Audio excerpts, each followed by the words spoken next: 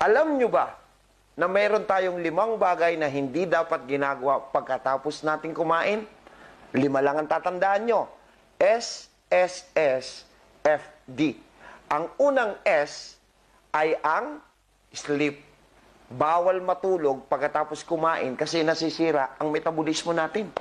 Ikalawang S, smoke. Dahil pag naninigarilyo tayo, yung nicotine, humahalo sa dugo, nagpapabagal ng sirkulasyon nito. Ikatlong S, shower.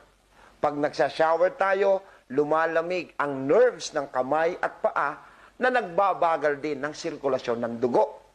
Ikaapat ay ang F.